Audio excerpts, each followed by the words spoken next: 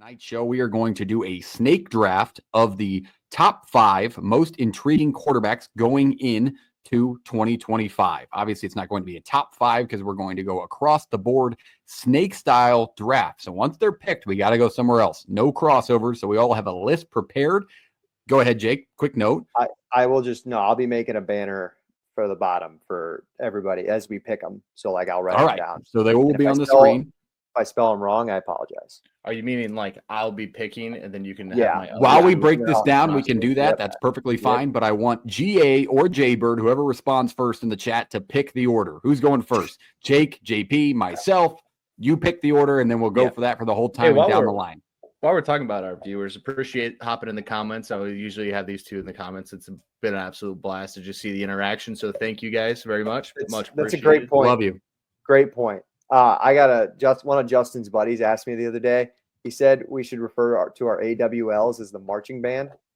These guys, since we're can we not, GA? We can't homerize this thing. I love this man. This is on now. Parks too. Hey, yeah. Jaybird's on the Husker train too. That's right. Bow to daddy, Jaybird. Dad program right here. All right. I like that. Okay. So me first, and then who's going next? Let us know in the comments. I'm going to lead off with one that probably wasn't going to be first pick for you guys, but I'm going to lead off with Sam Leavitt. Arizona State returning on the field in 2025. Obviously had a fantastic 2024 season, 24 scores, 6 picks, over 400 yards on the ground, another 5 touchdowns rushing. I think he adds that element, obviously benefited from a great running back in his backfield last year. I think even without that, if they get him more weapons on the outside, it's just going to enhance his game because he had flashes of that at Michigan State, showed us it on the field as a young redshirt freshman at Arizona State, and I expect a huge 2025 from him when they're going to be at the top of the Big 12 picture again. So Sam Leavitt, my first pick and first off the board in this draft. Sorry, I don't want to hurt feelings, GA. I know who you're asking for, but next up, it looks like Jake. Is this a snake? Yeah, yes, snake. So you get 2 picks in a row. We should also maybe preface this by saying intriguing could mean anything to us. It's not necessarily skill based. Yeah, explain why. I like that. Anything like that. I'll just do it. I'm going to go Dylan Raiola. I think I think it is just fascinating that, we know the history of Matt Rule in his 3rd or 4th year. I thought there were some good things he showed last year, but this is a huge year for Dylan Raiola in taking the steps that he needs to. A top 10 recruit, top 5 recruit, number 2 rated quarterback in his class. It's time to go. And I think this sophomore year is an opportunity for a big jump for him and could put Nebraska back on the big stage if he performs the way he should. Got a little chills over here, Jake. I like that breakdown. Check my Raiola spelling there. Raiola. I got you. RIA. I got you now, JP. No, you're good. I got you. All right, Jake. Great pick. JP, give us another one. Yeah, I think intriguing to me meant the storyline of what they could mean to a team or how they can change a team's dynamic here in 25. And I think we had similar thoughts here with Leavitt and then Raiola as well. 1-1 for me is going to be Jackson Arnold. And I think this is the most intriguing to me because we knew what Auburn wanted to do this offseason. We knew they wanted to, spend some money, go get some guys and really spend time kind of creating an atmosphere that was ready to compete for an SEC title. And they feel they did that. Now, they did, kind of miss on a bigger quarterback market. I don't think it was everything you wanted it to be in a lot of ways. But I think Jackson Arnold's massive here. 9 starts at Oklahoma last year, 63% completion percentage, 12 touchdowns, 3 interceptions, sacked 34 times. Now, that is something that can change, and he'll have to change that as well. But the kid shows ability to run the ball well. He showed flashes at times at Oklahoma. And I think if with the right pieces around him in the right system, I think he can really change what Auburn is and does and really fit into this. And that could, make a difference between a 6-6 spending a lot of money. Tough year for Auburn that pisses off a lot of fans, or it could be a 10-2 year depending on how things go. So I'm going to take Jackson Arnold in that slot. Spinning back around to me, I'm going to go. I'll go Bryce Underwood. That was that's on my board. Good pick. I'll take Bryce Underwood here. These are the two I had at the top of my list because what you can do to change the team that you're about to play for, right? Let's assume Underwood's a starter. Michigan has a real shot here to go to win some football games and be better here in 2025 after a rough 24 and a national title in 23. As soon as my dog decides he wants to stop. Yeah, little bongs for your pick. It sounds like bong. It sounds dog like friendly. We're a dog friendly. Podcast. He's got a buffalo bone, and he just thinks it's the best. Yeah, he's going to town on it too. But for me on this, like, he is that talented, and if he's going to be the 6'3", 205 dual threat that everybody says he's going to be, it really changes what Michigan can do. And I know they're going to have to really work to get a receiver room a little more cleaned up, but I do feel like they're still built to run the ball, whether it's the names we've grown accustomed to in the backfield or not. I think they're going to have a good offensive line. They'll be solid on defense. They'll have to fill in some holes on the defensive side, but I think he can really change what they do. Make that team really have a shot to be a top, let's just say a top 75, top 60 offense in this country. Who's the guy they picked up? Was it Mikey Keene? Yeah. As the other guy? Okay. Fresno State, Mikey Keene. Yep. Yeah, I knew they picked up somebody else, but wasn't sure. Also, I like Auburn, that pick because go ahead on your. I was just saying that the Auburn pick. Didn't they pick up the Daniels kid from Stanford too? Could be. I mean, both of you guys. They picked up 3 quarterbacks this year. Yeah. So we'll see if they're starters, but it's intriguing. That is very good point. I also want to mention it was a good pick on Michigan because how many times last year did that offense get hindered by bad quarterback play or Orgy's inability to throw the ball? I mean, you're talking about the number 1 recruit overall in the country that Portnoy and another big Michigan donor threw every dollar in their pocket at to get. Yeah, that's intriguing. You need the skill players around him. He's a guy that can kind of blend that, right, and make sure that like you don't have elite receivers. They're still good because he has the talent to do so and make them better. But I do think that Michigan will work around him and really build things to make sure he's in a comfortable spot to play. All right, Jake, back to you for round 2, pick 2. Yep. I saw Justin was in the comments earlier. If he's still listening, I'm going Jalen Daniels, Kansas. I think the former Big 12 preseason player of the year announcing that he's coming back is a huge opportunity for Lance Leipold and that football team this year. Just you lose Koldel-Nicki in the beginning of the year, and just him adjusting to the new play caller Grimes and like just getting under his belt with those turnovers was a rough go for Daniels in the start, but he found his groove at the end of the year and he started playing like the guy we kind of thought he was capable of being.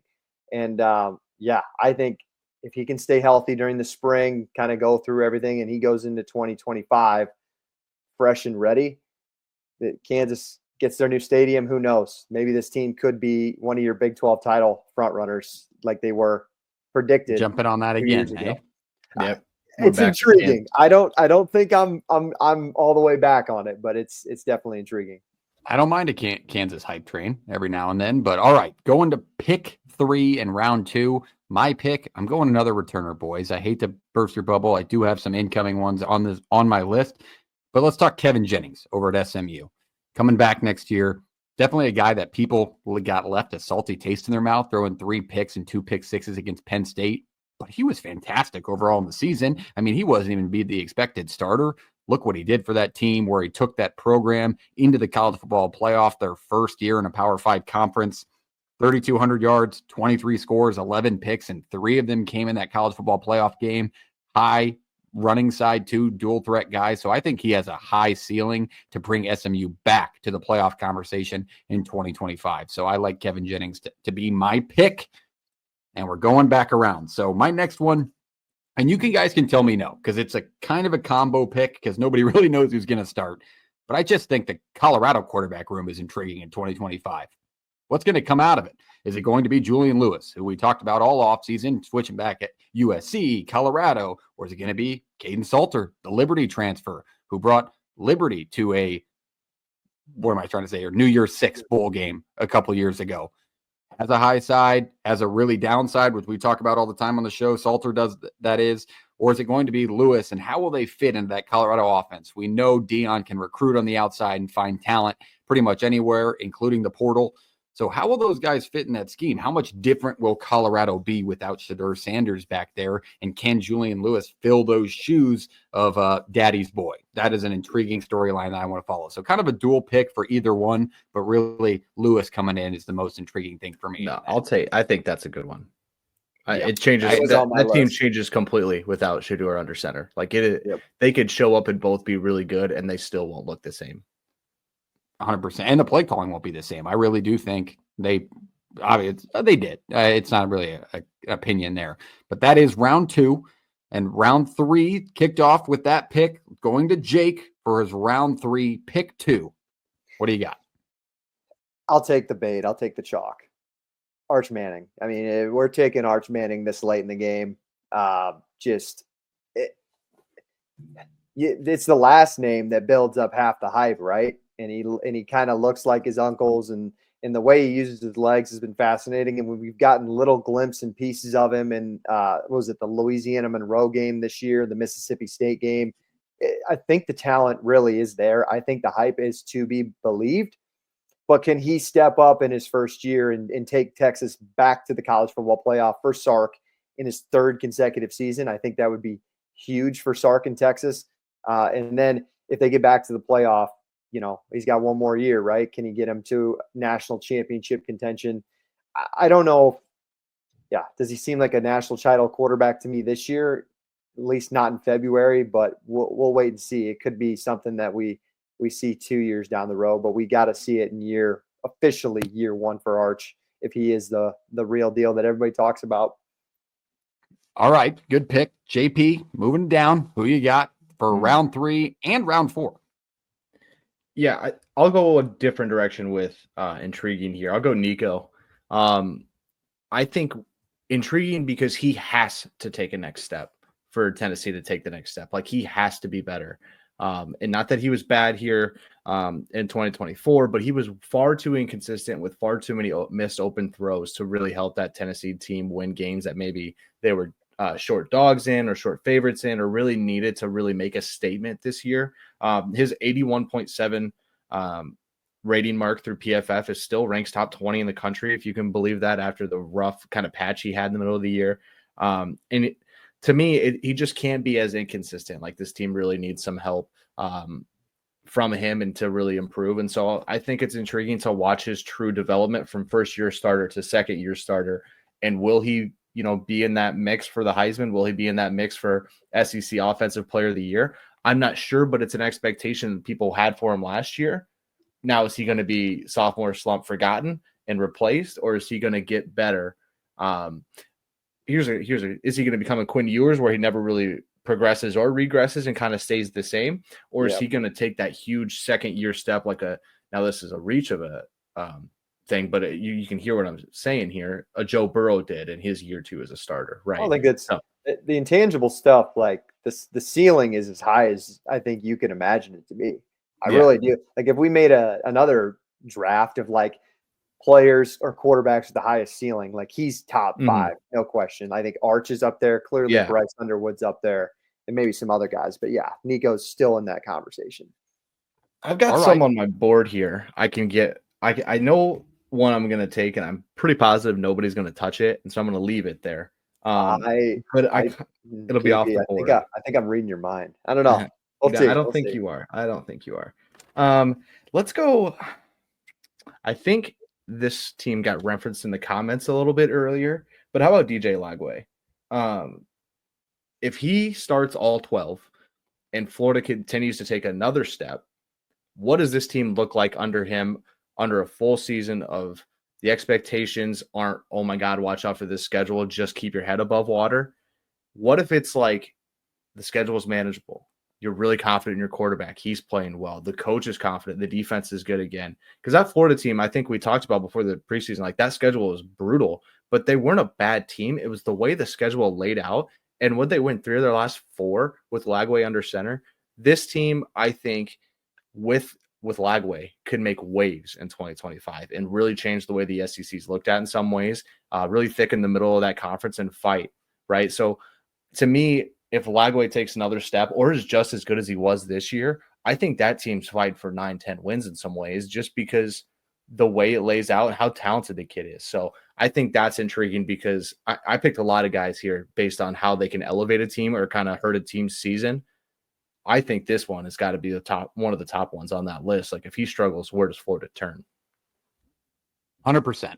All right. Back to Jake. Round 4, pick 2. JP, I already got this one propped up for you. You don't have to edit it. I'm going to go Miller Moss, Louisville. So far, Jeff Brom has gone 2 for 2. I'd say hits. Yeah. Transfer portal quarterbacks with Shuck and Plummer. Was it Plummer? Yeah, it was Plummer, right? Yes. Yep. So can he go 3 for 3? It's really interesting because unlike the first two, Miller Moss doesn't have a lot of pedigree to him that Plummer and Shuck brought. Like, at least those two had many, many starts. It had shown some flashes. We've seen a little bit from Miller Moss, but we didn't see it really put all together. And he, quote unquote, had this offensive guru leading the way, this quarterback whisperer in Lincoln Riley, and it just didn't work out. Was that the Big Ten? We'll have to wait and see. Maybe he adjusts to ACC play a lot better. But if Lincoln Riley couldn't make it work, can Jeff Brom make it work? I think that's a good second option if you're a guy who's trying to revitalize his college career. I really like that pick. I had that written down too. Yeah, definitely an interesting one to follow. Louisville, always active in the portal. Brahmas attacks the transfer portal.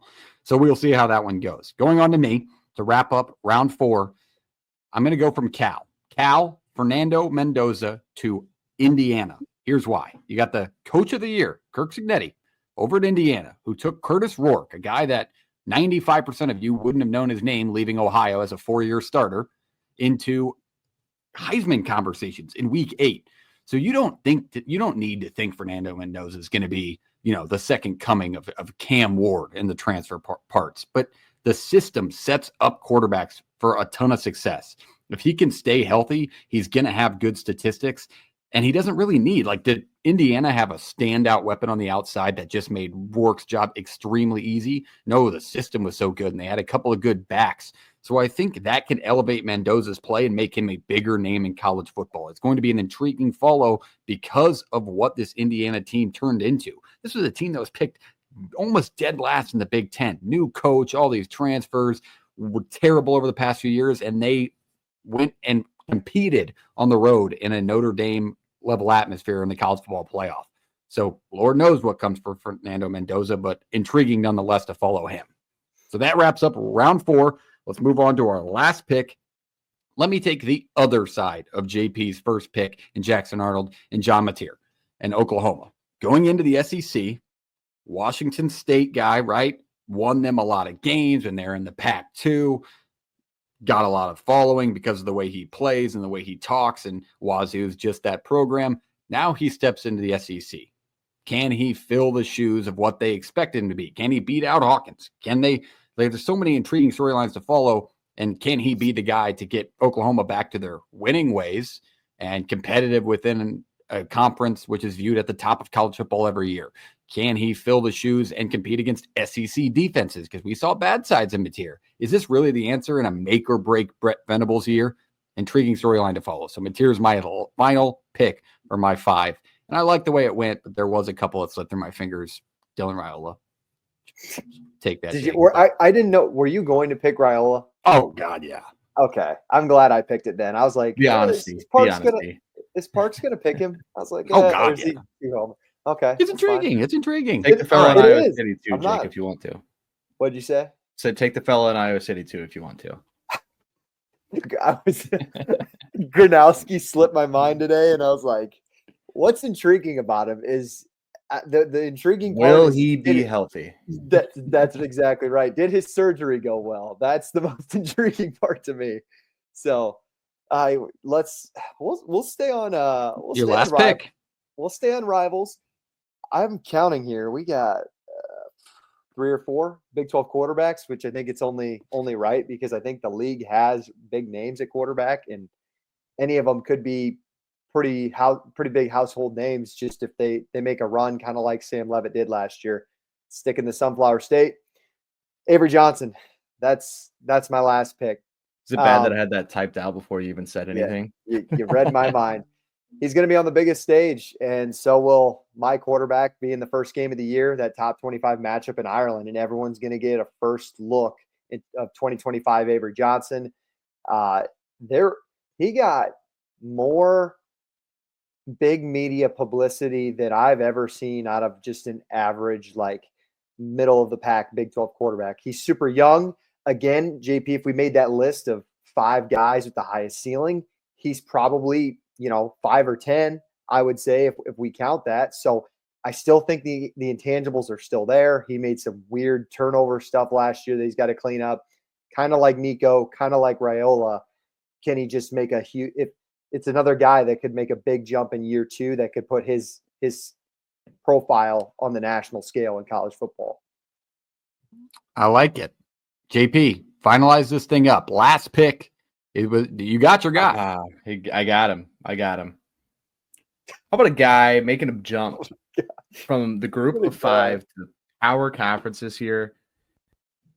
You got to be good. You should have won the conference last year in a lot of ways. Maybe the quarterback just hasn't played, and maybe he's, just one of those guys that play 8 years college football and people will forget about him. But how about Devin Dampier here? That's going to move to Utah out of New Mexico. He was on my list. You have to look at intriguing, and I think this is some of the most intriguing stuff ever, is what Utah and this team did. Like what Whittingham did, and goes outside his comfort zone in some ways, and go get Jason Beck from New Mexico and be like, hey, let's have a little more fun. Let's open this thing up. Let's have a quarterback that can really move around. Let's be a little more dynamic offensively, because let's be honest, even when Rising was good and that offense was good, it wasn't like scary explosive. It was the execution and the way they just kind of leaned on you and continually ran the ball well to open up play action and stuff like this. The Dampier kid brings in a different kind of dynamic than Utah's seen at quarterback in quite some time, I would think. The problem is, though, you can't turn it over. I think it's 1-to-1 ratio last year, touchdowns to interceptions. But he can move and he can run a little bit. So I'm very excited to kind of see what he does, because when he was on, the Lobos were fun to watch, and they had a pretty good year for what the New Mexico standard is there with Bronco Mendenhall. But I am excited to watch this kid play Big 12 football, and I think if he hits and that offensive coordinator hits, Utah could once again be looking for a chance to play for a Big 12 title, and hopefully this one pans out a little bit more. But if he misses, I think Utah really struggles. All right. He kind of gives me, and he could be honorable mention on my list, kind of gives me DeQuan Finn vibes. Like, is he gonna pan out in this style of play and Big 12 play? We'll see. DeQuan Finn, also intriguing, because he could make a name of himself again. But he was not the best quarterback on that roster, now that we know that a little more cleanly. Yeah. It just kind of stinks that the situation he got thrown into is how well, his back. I can't. Why am I slipping in? Sawyer Robertson. How well he ended up playing. I mean, that changed everything for Baylor. By the way, you guys said I needed more than 6. My first 6 picks, the only one I didn't pick here was taken by Parks. I didn't even need to write any more down. I got all my boys here. Who is Kevin Jennings? Got to be, right? You're an SMU guy. No. It was Mateer. Okay. Yeah. Fair pick. I didn't